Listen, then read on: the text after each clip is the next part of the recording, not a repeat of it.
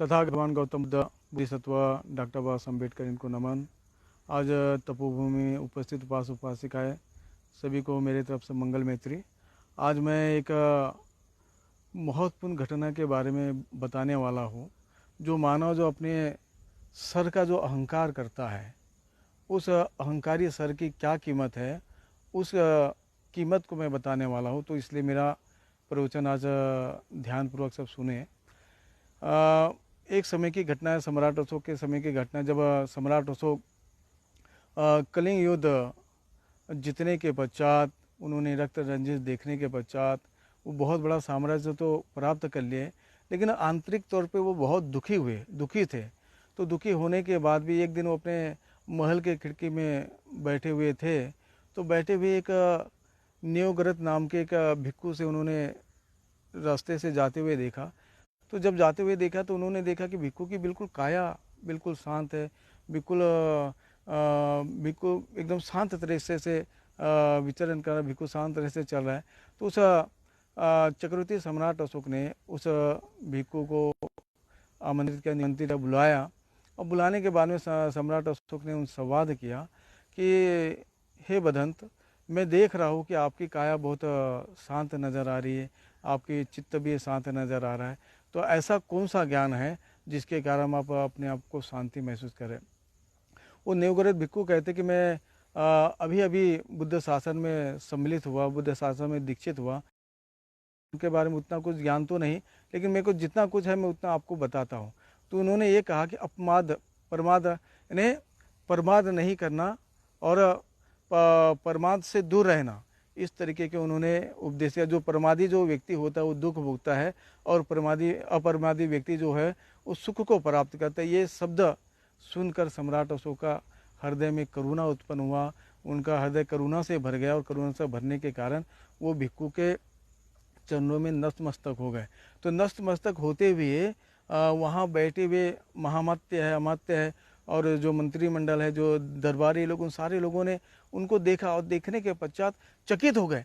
ये इतना बड़ा सम्राट, चक्रवर्ती सम्राट, पूरे जम्बू द्वीप का सम्राट, एक अधीने से भिक्खु को नतमस्तक होता है। तो उनको ऐसा लगा। तो सम्राट अशोक तो चक्रवर्ती सम्राट थे, तो चक्रवर्ती वो सम्राट थे, तो उन्होंने उस समय कुछ नहीं बोला, उनके आव भाव को समझ गया।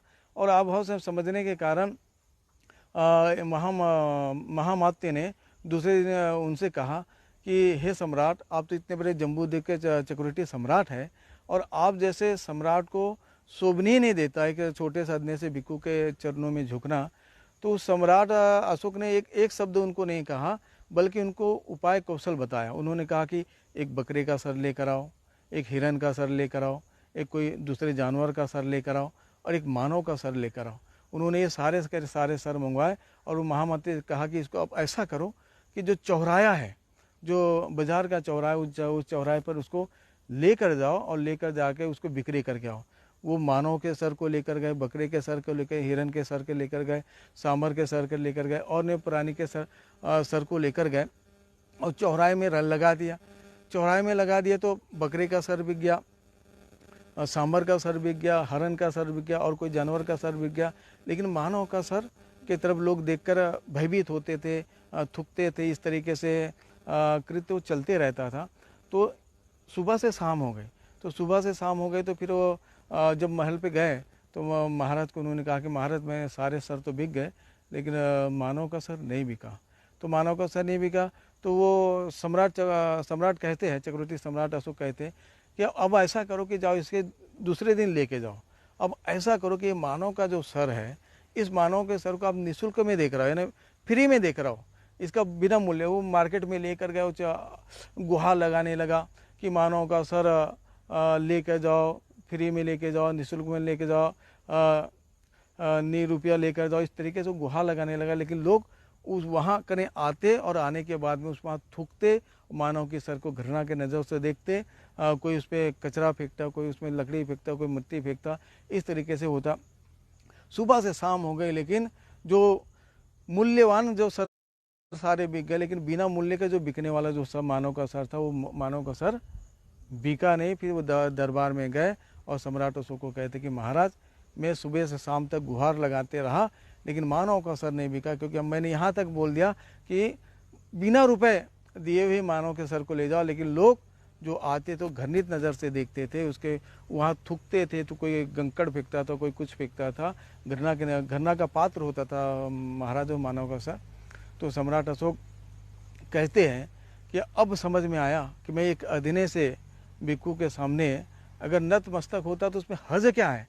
जिस सर को एक हम घमंड करके वर्चस्व के तौर पर ऊंचा उठाते, ये सर की कीमत जानवर के सर से भी बदतर है। जानवर के सर की कीमत है, लेकिन मानव के सर की कीमत कोई नहीं। इसलिए मैं अपने इस सर को अगर किसी भिक्खु के कदमों में झुकाता तो उसमें कौन सा हर्ज है। इसलिए आज उपासक उपासिकाओं को मैंने ये संदेश देने का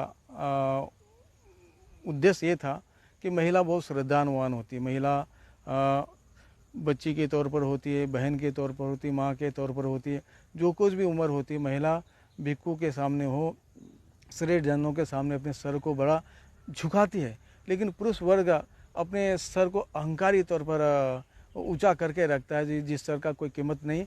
इसलिए जो सर झुकाता है, जो नमन करता है, बुद्ध को नमन करता है, वो व्यक्ति सम्यक संबोधि के रास्ते पे चलता है, उसके भीतर में श्रद्धा उत्पन्न होती है और उस श्रद्धा के बल पर वो सम्यक संबोधि को प्राप्त करता है, उस श्रद्धा के बल पर अपने दुखों से मुक्त होता है। इसी के साथ मैं अपने वाणी को राम देता। नमो बुद्धाय। विद्या बेकार हो गई।